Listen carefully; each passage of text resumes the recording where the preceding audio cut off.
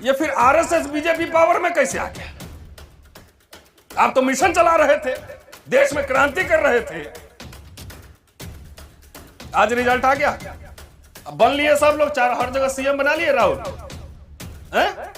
अब next PM की तैयारी करो, हर जा गया। भाई साहब, नेतागिरी के चक्कर ने पूरे समाज की बोली लगा दी है। अब दलितों का तो वोट का कोई औकात ही नहीं है, कोई वोट मांगने भी नहीं आता। पूछे क्यों?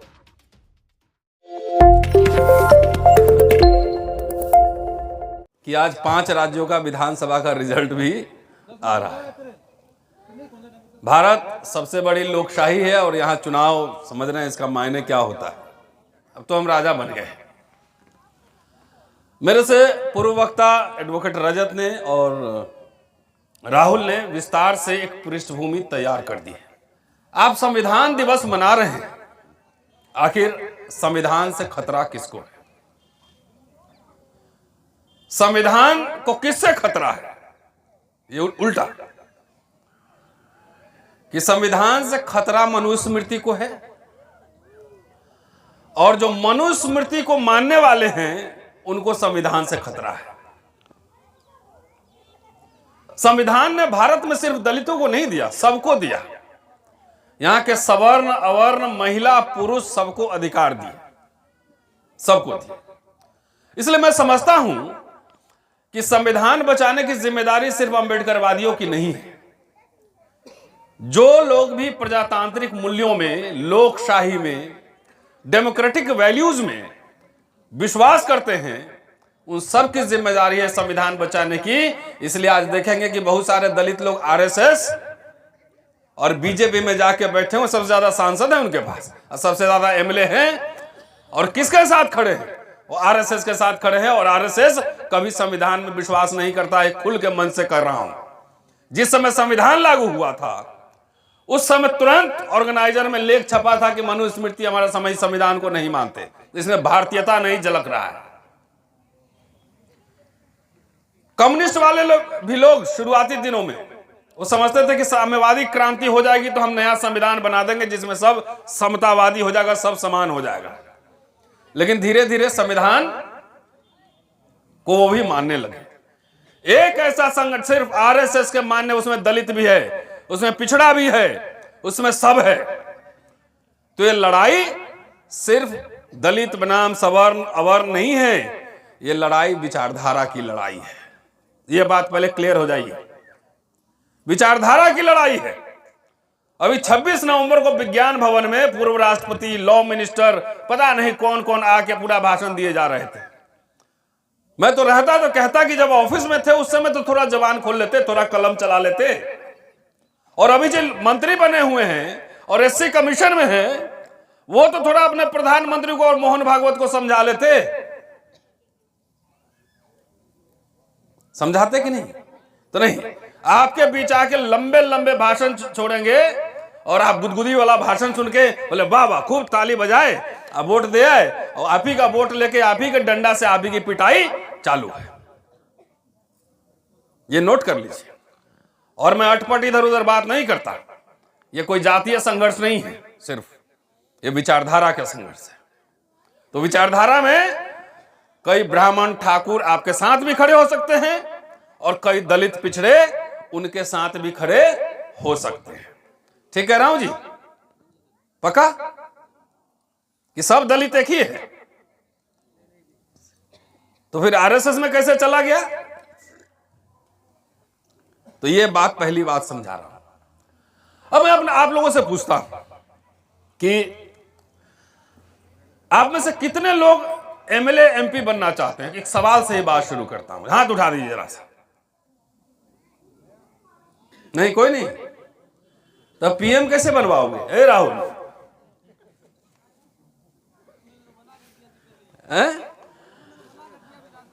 और नहीं, उन्होंने, मैं सवाल जवाब तो कर सकता हूं। तो एमएलए बनना चाहते हैं? कितने लोग नौकरी करना चाहते हैं? कोई नहीं? कितने लोग बिजनेस करना चाहते हैं? चलिए 5-7 हाथ उठा उधर लगता है। तो ज्यादातर लोग कुछ करना ही नहीं चाहते हैं, तो फिर संविधान की जरूरत क्यों है? खेत में काम करो, मस्त रहो। ठीक कह रहा हूं, ये भी बात है। देखिए साहब, अभी वकील साहब ने बात की कि मूर्ति तोड़े जा रहे हैं और ये हो रहे हैं, वो हो रहे हैं। मुझे इसमें कोई अचंभा नहीं लगता है, क्योंकि मैं इतिहास का छात्र हूं, इतिहास पढ़ाता हूं। मैंने पहले कहा कि आरएसएस ऐसा संगठन है जिन्हें लिख के कहा था ऑर्गेनाइजर में, संविधान को हम नहीं मानते। अंबेडकर के खिलाफ लिखा था, खूब पुतले जलाए थे। तो जब इनका हुकूमत है, तो बिल्ली से चाहोगे कि कबूतर की रखवाली हो जाए, तो ये गलती जो है बिल्ली का नहीं, कबूतर का है। तो ये मूर्ति टूटेंगे, संविधान के प्रावधान में ध्वस्त की हो रहे हैं, वो हम जानते हैं। पार्टी अपना दिखाइए, आप उसके हिसाब से कानून काम करेगा। ये ठीक चल रहा है ये देश में? नहीं, पार्टी दिखाओ, सरकारी पार्टी हो तो जो मर्जी है करो, कोई तुम्हारे ऊपर केस नहीं लगेगा। अब विरोधी पार्टी हो तो तुरंत पुलिस, ईडी, इनकम टैक्स पहुंच जाएगा। देखा है कि नहीं? सही कह रहा हूं? तो उनसे हमें कोई उम्मीद नहीं है। सबसे ज्यादा माताओं, बहनों, बच्चों, बाबा साहब मूर्तियों में नहीं है, वो किताबों में है। वो दिमाग में होने चाहिए, आपके दीवार पे होने चाहिए। हमारे लोग बहुत खुश हो जाते हैं मूर्ति देख के। अरे मूर्ति की खेती बहुत हो ली, बहुत ज्यादा मूर्ति की खेती कर ली है। अब जरा किताबों की खेती कर लो, विचारों की खेती कर लो, जरा पढ़ लो, सोच लो, समझ लो। और पढ़ने का मतलब है नेहरू को भी पढ़ो, गांधी को भी पढ़ो, अंबेडकर को भी पढ़ो, फूले पेरियार को भी पढ़ो।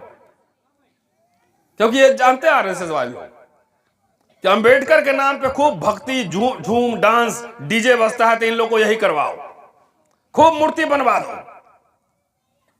खूब डीजे लगवा दो। वकील साहब, रजत साहब ठीक कर रहे हो? 14 अप्रैल को जितना पैसा खर्चा होता है, उतना पैसा खाली इकट्ठा कर दिया जाए तो वर्ल्ड क्लास का एक शानदार यूनिवर्सिटी हम बना सकते हैं। नहीं बना सकते? लेकिन उसमें आपकी दिलचस्पी ही नहीं। आपकी दिलचस्पी मूर्तियों में ज्यादा है। मूर्ति जरूरी चीज है, लेकिन सब कुछ नहीं है। अरे तो अब सुप्रीम कोर्ट में तो मूर्ति लग गया, तुम तोड़ते रहो, कहां तोड़ोगे? वो तो आपको उलझा के रखेगा। 500-700 रुपए में किताब मिलती है बाबा साहब की पूरी राइटिंग। मंगवा के जरा माताओं बहनों को पढ़वाइए, घर में रख दीजिए कि हर दिन 2 ही पन्ना पढ़ना। वो दिमाग के ताले खोल देगा। ये काम होना चाहिए? नहीं होना चाहिए। ये खाली गले में माला, विचारों में ताला। माला पहनाओ, भजन करो। ये तो चाहता ही है शत्रु कि आप दिन भर भजन करो, खाली बाबा साहब की जय जयकार, गुणगान करते रहो। अब बाबा साहब क्या लिख के गए हैं, पढ़ो नहीं। ये जो साहब बोल रहे थे अभी, वकील साहब, वही 26 नवंबर को, 25 नवंबर के भाषण में बाबा साहब ने कहा था कि इस देश के लोग कैसे व्यवहार करेंगे मैं कैसे बता सकता हूं। कोई संविधान अच्छा या बुरा नहीं होता, लागू कौन लोग करेगा उसकी प्रकृति पर निर्भर करता है। अगर आदमी अच्छा हुआ, संविधान बुरा हुआ, तो अच्छा आदमी उसको अच्छे तरीके से लागू कर लेगा, अच्छा संविधान बना लेगा। संविधान अच्छा है और लागू करने वाले लोग खराब है, तो संविधान खराब होगा, क्योंकि तोड़ फोड़ देगा। मोदी साहब आए थे, पहले संसद के सामने झुके थे, पता लगा इस संसद भवन ही बदल दी है, उसमें बाबा साहब ही गायब है, कहीं नजर ही नहीं आ रहे।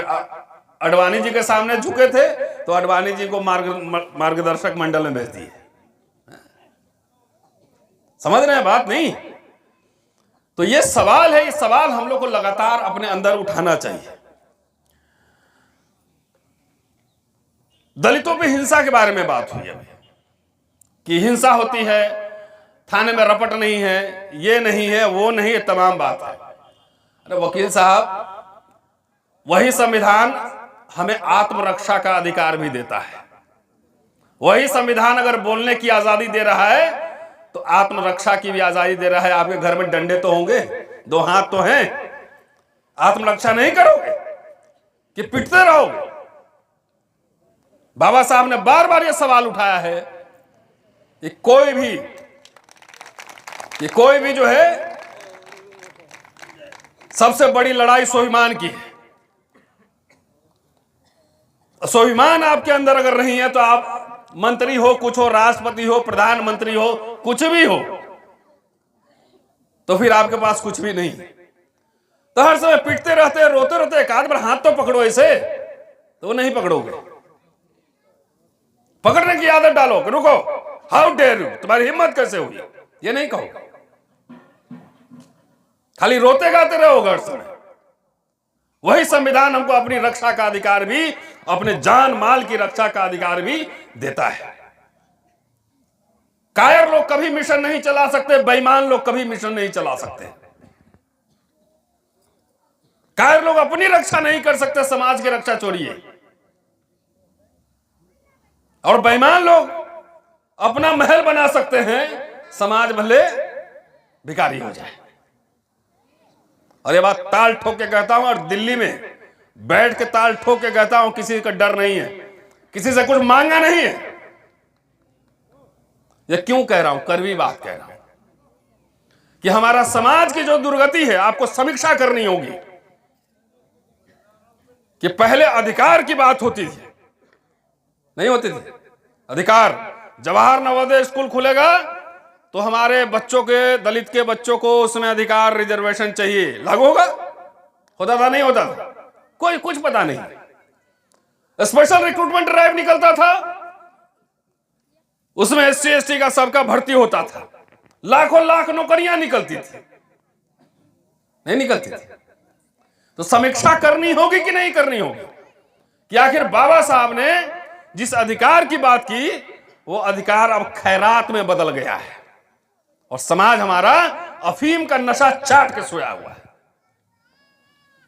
खैरात समझ रहे हैं? 5 किलो अनाज, उसमें मोदी जी का फोटो। इलेक्शन में 1500 रुपया, 15,000, बेटी 19 साल की होगी तब देंगे, महिलाओं को इतने पैसे देंगे, किसान को 5,000 देंगे, इसको 2,000 देंगे, गैस सिलेंडर देंगे, टेलीविजन देंगे। बाबा साहब ने संविधान खैरात के लिए लिखा था कि अधिकार और स्वाभिमान के लिए लिखा था। सब खुश है 5 किलो अनाज में। किसानों की जब बात कर रहे थे तो बात कर रहे थे कि टैक्स के पैसे पे सबसे पहला अधिकार मजदूरों और किसानों का है। कि खैरात की बात कर रहे थे, किसान को 5,000 दे दो, किसान डफली बजा रहा है। स्कूल गांव में पढ़ाई नहीं हो रहा है, खिचड़ी खिला दो। मैं गांव के स्कूल में पढ़ के दिल्ली यूनिवर्सिटी तक आया हूं। हमारे समय में स्कूल में 10 से 4 तक क्लासेस होती थी और हम लोग को स्टाइपेंड भी मिलता था। ब्लॉक से पैसे आते थे, कुछ 25-30 रुपए इस तरह के आते थे। और आज सब कुछ आपका खोता चला जा रहा है। नौकरियां गए, पढ़ाई गए, पिटाई ऊपर से, शिक्षा खत्म, स्वास्थ्य खत्म, अब ठेके पे सब बन रहा है और समाज में उबाल नहीं है, कोई उबाल नहीं। नेता सब कहता है कि समाज आंदोलन करेगा तो FIR हो जाएगा, तो कैसे नौकरी लगेगा? अरे नौकरी कहां है पहले ये तो बता दो, कहां है नौकरी बताओ पहले। क्लास 4 सब ठेके पे चला गया। जो लोग भी शहर से में रहते हैं बता सकते हैं मुझे। क्लास 3 सब चला गया कॉन्ट्रैक्चुअल। ऊपर से लेटरल एंट्री आ गया। कितनी वैकेंसी निकल रही बता दो मुझे जरा। मुझे याद है जब मैं 10वीं 12वीं में था तो हजारों हजार रेलवे की और टेलीफोन की नौकरियां निकलती थी। आज नौकरी निकल रही है। अब बाबा साहब आंदोलन नहीं करते थे और कांशीराम आंदोलन नहीं करते थे। अरे जो जेल जाने से डरेगा, कायर समाज गुलाम होने के ही लायक है, वो उसको गुलाम ही रहना चाहिए। मां बहन की इज्जत लूटी जा रही, हक मारे जा रहे हैं, जेल जाएंगे, जेल जाएंगे, हट जेल जाएगा, इससे डरता है कायर। नेता तो घूम घूम के भाषण दे रहा है, यही अम्बेडकरी मिशन चला रहा है। बाबा साहब आंदोलन नहीं करते थे, वो रैली नहीं निकालते थे, कांशीराम रैली नहीं निकालते थे। तो आपको जो है पूरा खून के उबाल में ठंडा उसमें बर्फ डाल रहा है नेता सब, इस सबसे बचो। समाज एजेंडा तय करो कि हमारे गांव में हमारे बच्चों के लिए इंग्लिश मीडियम की स्कूल क्यों नहीं। नेता सब 5 साल भांग पी के सोता है और इलेक्शन के समय पूरा दुनिया हिलाने लगता है।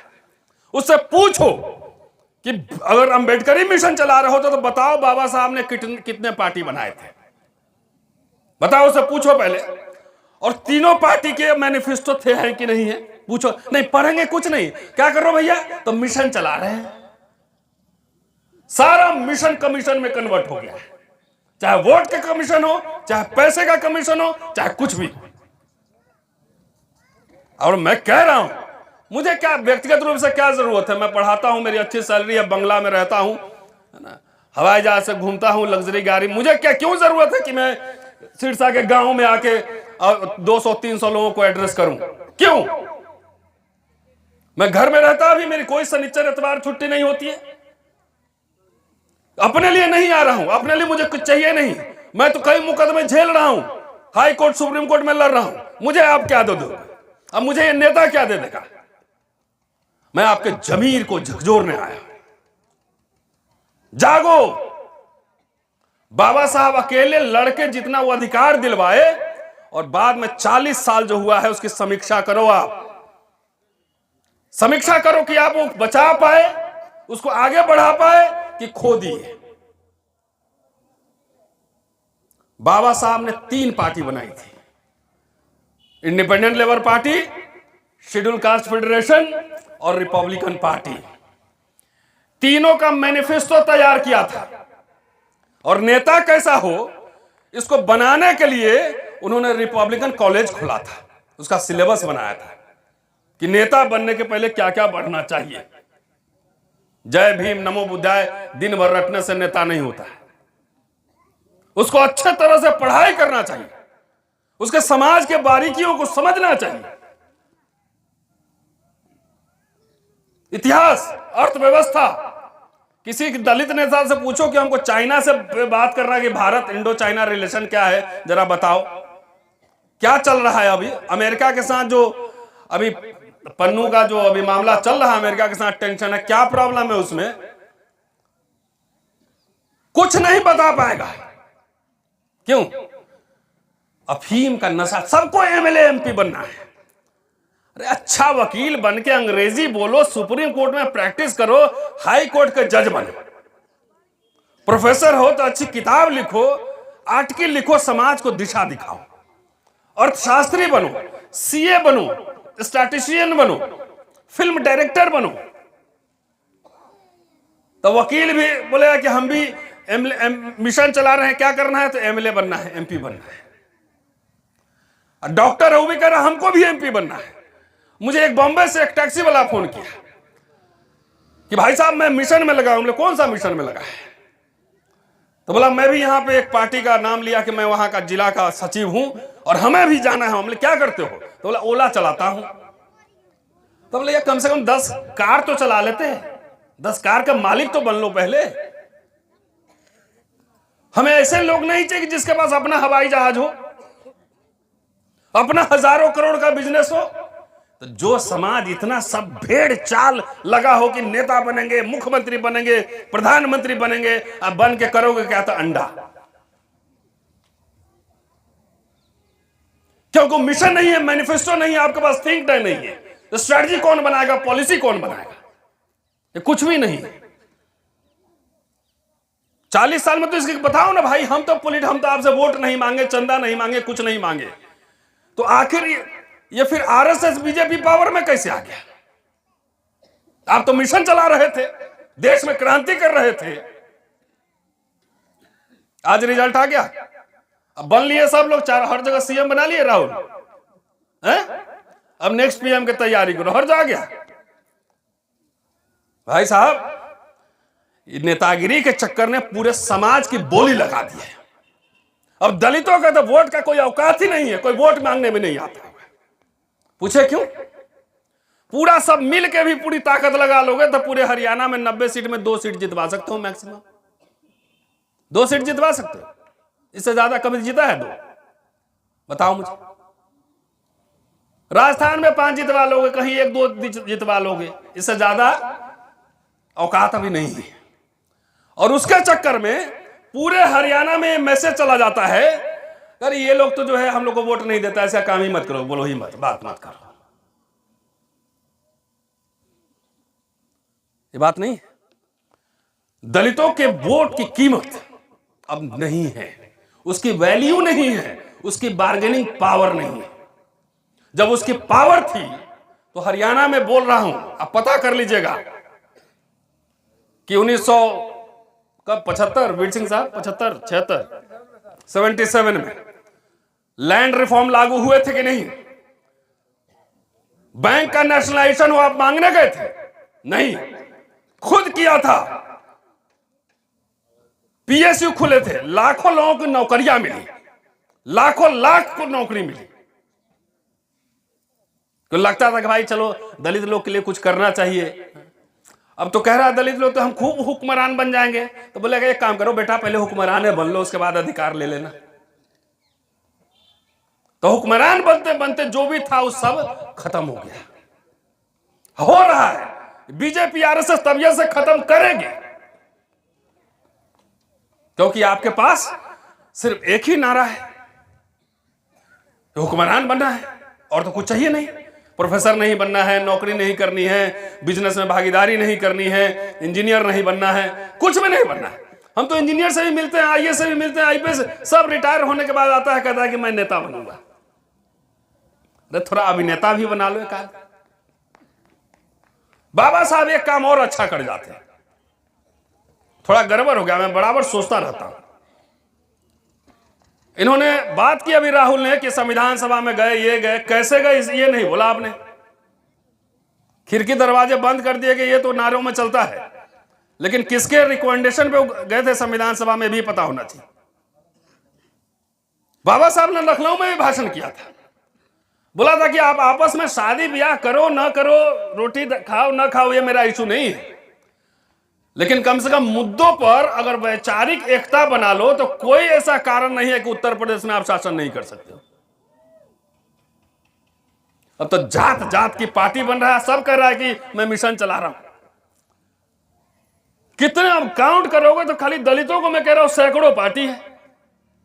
कोई लोटा छाप, खटिया छाप, कोई कोई छाप पार्टी है, आता है 50 वोट 100 वोट, और उसके चक्कर में पूरे हमारा समाज मारे जा रहा है। कोई पुष्ट वोट मांगता तक नहीं। अमेरिका का एग्जाम्पल दे रहा हूं और बात खत्म करूंगा कि अमेरिका में निगरों की हालत, ब्लैक्स की हालत हम लोग से भी ज्यादा खराब थी। बाबा साहब ने विस्तार से लिखा है, हम लोग से भी ज्यादा खराब था। हमारे रिजर्वेशन संविधान से उन्होंने सीख के वहां पर अफर्मेटिव एक्शन लागू किया जी। और वहां देखो आज ब्लैक्स पूरे दुनिया में बैंकर्स हैं, स्पोर्ट्स में हैं, राष्ट्रपति भी बनवा लिया। और हम बाबा साहब यहां हम लोग सब कह रहे हैं 2 आदमी मिलकर 3 पार्टी बना लेते हैं, एक अकेले अकेले, एक दोनों मिलके। अकेले तीनों कह रहा है इस देश में कब्जा कर लेना है। कोई कह रहा है कि ब्राह्मण को विदेश भेज देंगे। अरे भाई काहे कि संविधान विरोधी बात कर रहे हो? उसी संविधान ने उसको यहां रहने का अधिकार दिया। और तुम्हारी औकात एक गांव से एक ब्राह्मण को बाहर निकालने की नहीं है, और निकाल के भेजोगे कहां पे लिए बताओ? वहां वीजा पासपोर्ट बातचीत करना पड़ेगा, और जहाज से भेजना पड़ेगा, है पैसा जहाज का टिकट। तो आलतू फालतू के सब नारा आप लोग को देता है, इसमें आप लोग को बहुत मजा आता है। बुनियादी बात क्या है, शिक्षा क्या है, रोजगार क्या है? अरे एमएलए तो इस हरियाणा में 90 ही बन सकता है ना, सारे शेड्यूल कास्ट तो नहीं बन सकते हैं, सादे बैकवर्ड नहीं बन सकते हैं, ये रियलिटी मान लीजिए। लेकिन यहां पे अरबपति तो 500 लोग बन सकते हैं, नहीं बन सकते। फैक्ट्री तो 100 लोग चला सकते हैं। बोले भाई साहब क्या कर रहे हैं? तो बिजनेस कर रहे हैं और राजनीति भी कर रहे हैं। हमने पूरा बिजनेस ही कर लो, कम से कम 500 करोड़ कमा लो। मैं एक जगह गया, एक महिलाओं के प्रोग्राम में 1000 महिलाएं थी छत्तीसगढ़। मैंने कहा 2 विकल्प है आपके पास, एक हमको 30 टिकट बांटना है एमपी का, और एक है कि 1000 महिलाओं को अरबपति बनाना है। आप दोनों में से किसको आप मांगोगे? तो इसलिए ये आपको जो है ना, मैं पॉलिटिकल बना रहा हूं, इलेक्ट्रॉल नहीं बना, खाली इलेक्शन मशीन नहीं बना रहा। महिलाओं ने कहा कि हम एमपी का टिकट लेंगे, हमें दैट तरीके, हम तो चाहते थे कि अरबपति बन जाओ तो जब भी पर्स खोलो तो 10-20 एमएलए एमपी इसमें से निकले हैं? अरे लिमिटेड सीट है, 545 ही सांसद बनेंगे, उसमें से 130-31 जितना है वो है ही रिजर्व, वो तो जा ही रहे वहां पर। और बगैर सामाजिक समझौते के कोई सरकार नहीं बनती। आज बीजेपी की औकात नहीं है अपने बल पर चुनाव लड़ने के पूरे देश में, है वो भी 38 पार्टी आ गठबंधन कर रहा है। हमारा दलित भाई लोग जो है ना, 2-2 आदमी का पार्टी बनाया, कह रहा है कि देश में कब्जा कर लेना, एक एमएलए नहीं, एक एमपी नहीं। तो इलेक्शन का टेस्ट ये अफीम है। सबको नेता क्यों बनना है? आप पॉलिटिकल नहीं है, राजनीतिक समझ का होना जरूरी है। राजनीति में समझौते होते हैं। ये जितना आरएसएस वाला है सब नारा एक एक बना के दिया है कि कांग्रेस हमारा शत्रु नंबर 1 है। राज्यसभा में कांग्रेस ही लेके गया था अंबेडकर को। ड्राफ्टिंग कमेटी का चेयरमैन जो है कांग्रेस ही बनाया था, क्या लॉ मिनिस्टर कांग्रेस ही बनाया था। और संविधान में जो आपके लिए प्रोविजन है रिजर्वेशन के, वो उसी रिजीम में हुआ था। जवाहरलाल नेहरू ने ही पीएसयू खोला था, इंदिरा गांधी ने ही बैंक का नेशनलाइजेशन किया था, जिससे आपके तोंद निकल गए, नौकरियां मिली तो तोंद निकल गए ऐसे। और आरएसएस बीजेपी जो ना, तोंद खाली निकाले रहो, पैंट उतार देगा, टाई में खाली छोड़ देगा, बोले जाए खेत में काम करो। जहां से आया था मनुस्मृति कहता है कि शूद्रों को गांव के बाहर रहना चाहिए और टूटे बर्तन में खाना चाहिए। और अभी तक आपको शत्रु, अपने वैचारिक शत्रु की पहचान नहीं हो रही। उसी 70 साल में अगर आरएसएस बीजेपी कहती कुछ नहीं हुआ तो वो कह सकता है, मैं नहीं कह सकता। यह हुआ कि मुझे पढ़ने का अधिकार मिला, कॉलेज यूनिवर्सिटी जाने का अधिकार मिला। अगर दोनों एक ही है, दोनों विचारधारा एक ही है, तो फिर तो 1947 में ही मनुस्मृति लागू हो जाना चाहिए था ना। फिर रिजर्वेशन क्यों लागू? बाबा साहब तो 56 में चले गए। तो इंदिरा गांधी को क्या पड़ी हुई थी कि जाके हरियाणा में देश में लैंड रिफॉर्म करे? क्या जरूरत थी उसको? क्या जरूरत थी बैंक का नेशनलाइजेशन करने की और पीएससी खोलने की, ताकि दलित सबको, एससी एसटी को 22.5% नौकरी मिले। और उन्हीं के जो नौकरी 4-4 लाख पाके तोड़ निकल गया, वही चंदा दे रहे हैं, अपना जड़ खुद ही खोद रहे हैं। उन्हीं के लौंडे कह रहे हैं कि अरे ये शत्रु नंबर 1 है, दोनों कोई अम्मा है, कोई यह है वो है। जब आपकी वोट की कीमत नहीं है, कोई नहीं पूछेगा। 10 साल इंतजार कर लीजिए, 10 साल में आपको हिसाब किताब समझ में आ जाएगा। 10 साल में मैं जिंदा रहूंगा, 10 साल रहूंगा जिंदा। अभी उस उत्तर प्रदेश में 2 दिन पहले नलका से पानी पीने में मारा है। क्या हुआ है? बदायूं में। संविधान के रहते ही यह सब हो रहा है। सारी मशीनरी सोशल मीडिया है और नेता ट्विटर खेलता है खाली। मैं पढ़ाता हूं, मैं एक पॉलिटिकल आदमी हूं, मैं गैर राजनीतिक नहीं हूं, लेकिन पॉलिटिकल आदमी होने का मतलब खाली चुनाव लड़ना नहीं होता है। एक राजनीतिक समझौते, राजनीति में जानता हूं कि मैं कभी अपने से पावर में नहीं आ सकता। तो मुझे अपने एक सिद्धांत है पॉलिटिकल साइंस में कि लेसर एनिमी से समझौते करने होंगे। जो कम शत्रु है, छोटा शत्रु है, उसे हाथ मिला लो बड़े शत्रु के लिए, हराने के लिए। जो कम शत्रु उससे हाथ मिला लो। तो यहां तो पिछड़े वर्ग का छोड़ो, दलित में ही जात की पार्टी बिहार में, जब मैं बिहार का रहने वाला हूं, रामविलास जी पासवान जी इतने बड़े क्रांतिकारी थे एक जमाने में, अब उन्हीं के घर में 2 पार्टी बन गया। तो ये मुझे कहने में कोई आपत्ति नहीं कि ये एक विकृत चेतना में कह रहा हूं, विकृत चेतना ने जो है वो दलितों के पूरी हकमारी की है। अभी तो डंडे अभी शुरू हुए हैं, पड़ेगा। और साथियों, ये बात क्यों कह रहा हूं? अभी आया हूं तो जाऊंगा तो 1000 रुपए जेब से खर्च भी होंगे, है? बाबा साहब एक काम और अच्छा कर जाते हैं, जो अपने जीते जी पॉलिटिकल पार्टी भंग कर देते। कहते कि पॉलिटिकल पार्टी नहीं चलाना हमारा काम है। मान लो, एग्जाम्पल दे रहा हूं, मान लो कि हरियाणा में कितने परसेंट दलित है? दलित में कह रहा हूं, कितने परसेंट? 10-12% होंगे ना? 16% है। अगर 16% वोट एक जगह समाज इकट्ठा करे, आरएसएस करता है ना, आपसे ज्यादा सीख लिया हो, समता सैनिक दल पहले बना था, वो आपसे ज्यादा सीख के देश में कब्जा कर लिया, कब्जा में कह रहा हूं। 16% वोट बोले कि भाई हमारे समाज के हितों की रक्षा करेगा, उसी को हम लोग वोट देंगे। ठीक है जी। पॉलिटिकल पार्टी आपके पास तलवे चाटने आएगी, तलवे चाटने, कोई हिंसा नहीं होगी, कोई स्कूल कॉलेज सब चलेगा, तलवे चाटने आएंगे। यहां क्या है, यहां भी 10-20 पार्टी बना होगा। 130-31 सांसद का जो रिजर्वेशन तो है ही वहां पर, उसी को बोलो कि हम लोग ऐसा है, जो पार्टी है उसी पे एजेंडा लागू करो, मैनिफेस्टो, कि जो हमारे समाज का एजेंडा आगे बढ़ाएगा उसको प्रोटेक्शन देगा, उसके हक की बात करेगा, हमारे समाज का वोट उसी को। कितना आसानी से कहीं खटिक बनाम जाटव, कहीं पासवान बनाम चमार, कहीं महार बनाम मांग, बहुत आपस में ही इतना टूट फूट है। सब नशा में है। इलेक्शन के समय सब लगता है कि अब तो बस सत्ता आ ही गई, सरकार बन ही रही है। भाई साहब, बहुत ईमानदारी के साथ कह रहा हूं कि बाबा साहब अधिकार के लिए लड़े थे, और ये सरकार 10 साल में आपको खैरात पर लेकर ले आई है। क्यों? क्योंकि ये मनुस्मृति कहता है कि शूद्रों के बर्तन टूटे होने चाहिए, उनके कपड़े फटे होने चाहिए, एक अपराध के लिए अलग अलग सजा होनी चाहिए, कहता है। हो भी रहा है, हो रहा है, तो मुझे क्या कहना है, तो बात तो समझ ही रहे हैं।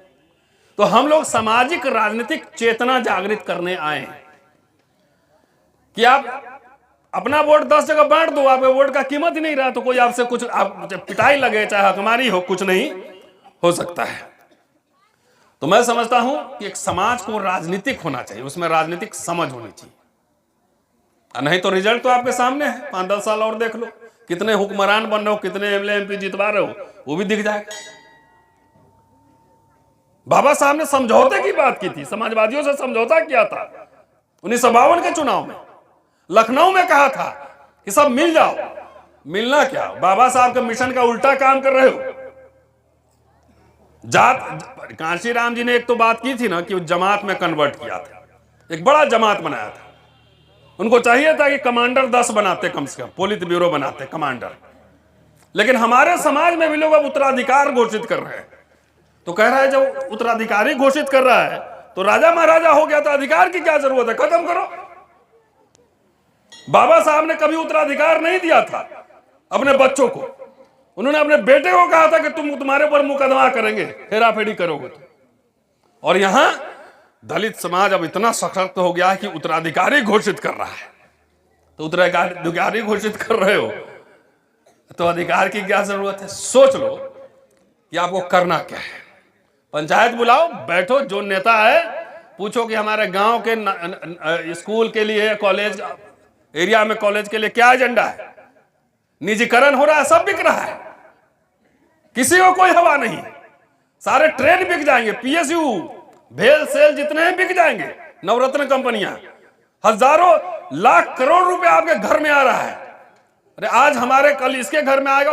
एक उम्मीद थी आरक्षण कि हमको प्रतिनिधित्व मिलेगा, उम्मीद थी कि गांव से बच्चा पढ़ के, मेरे दादा दादी मजदूर थे, वहां से पढ़ के मैं यहां तक आया, एक होप था। वो आशा की किरण भी अब बंद कर रहा है। एजुकेशन में स्लेट छीन लिया है और प्लेट पकड़ा है, खिचड़ी खाओ। और बाबा साहब के नाम पर दिन भर भजन करना, खूब पढ़ना मत, बाबा साहब की राजनीतिक समझ को आगे मत बढ़ाना। बाबा साहब ने कहा था मद्रास में 24 सितंबर 1944 को कि हमें इस जमात को शासक कौम बनाना है। लेकिन किस संदर्भ में कहा था? एक लाइन खाली टाइटल पढ़ लिए, लेकिन 10 पेज का भाषण नहीं सुना। संदर्भ बहुत बड़ा है।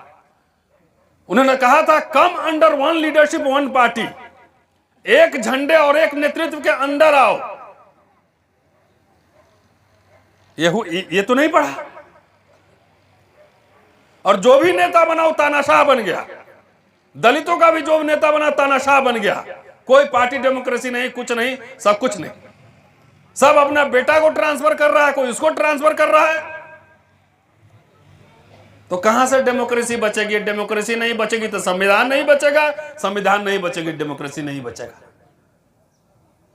मेरी बात अगर समझ में आई, देखिए ऐसा है, मैं खुश करने के लिए नहीं बोलता हूं, कड़वी लगता है। सब लोग नेता नहीं बन सकता है। कुछ को रोजगार चाहिए, कुछ अच्छा पत्रकार होना चाहिए, कुछ अच्छा अर्थशास्त्री होना चाहिए, कुछ अच्छा वक्ता होना चाहिए, कुछ अच्छा वकील होना चाहिए।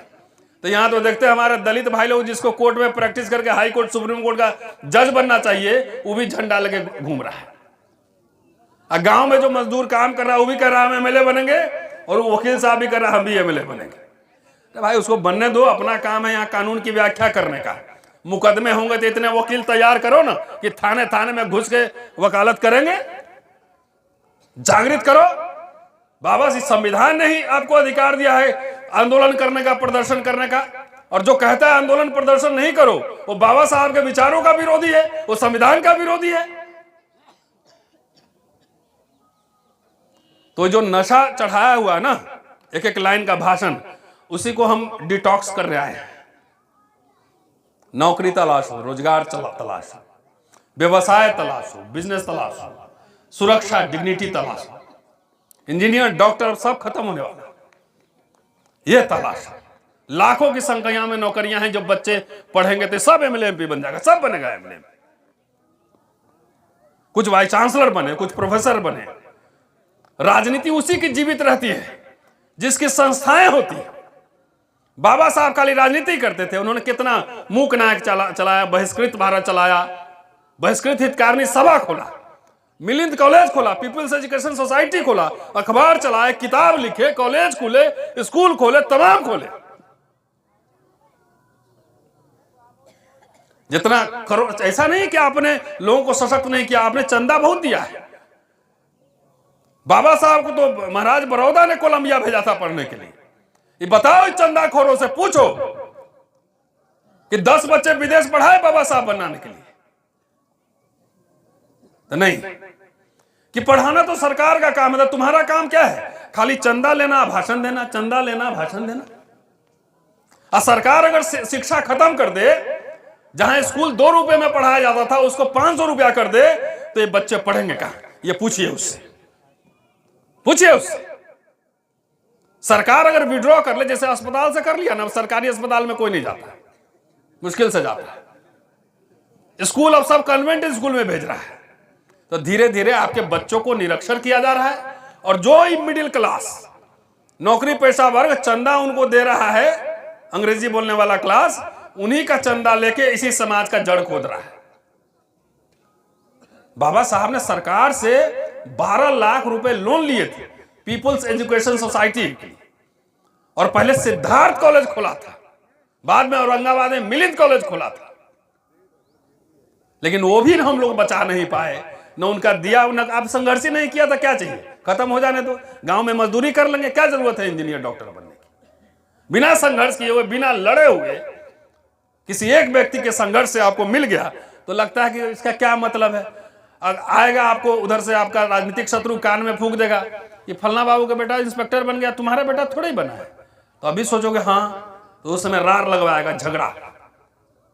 अरे वो बन गया तो तुम्हारे बच्चे के लिए भी अवसर है, वो भी तैयारी करेगा, वो भी बन जाएगा।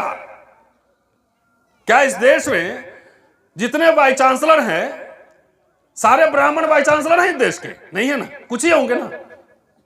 अरे 100-500 इतने ही होंगे ना कि सारे ब्राह्मण वाइस चांसलर हो गए? नहीं हो गए। सारे ठाकुर सीएम हो गए? नहीं हो गए। तो उसी तरह से दलितों में भी कुछ तो वाइस चांसलर होने चाहिए, कुछ मिनिस्टर होने चाहिए। सब तो हो नहीं सकता है, कुछ और काम करेगा। तो इन बारीकियों को साथियों जब तक नहीं समझेंगे, तब तक मुझे लगता है कि हम लोग तो अपने हिस्से का काम कर रहे हैं। मेरी कोई दिलचस्पी नहीं है कि जाके नेता के पास कहूं कि मुझे टिकट दे दो, मुझे वाइस चांसलर बना दो, मुझे एक कोई जरूरत नहीं है। कुछ बनूंगा भी और वैसे भी काफी हूं, काफी है, इससे ज्यादा कुछ चाहिए नहीं। कुछ बनना भी होगा, नहीं मेरे बारे में पता कर लीजिए दिल्ली यूनिवर्सिटी में मैं कैसा आदमी हूं। कुछ बनना भी होगा ना तो इसी तेवर के साथ बनूंगा, कोई समझौते बेसिक अपने फंडामेंटल प्रिंसिपल्स पे नहीं होंगे। शुक्रिया, जय हिंद।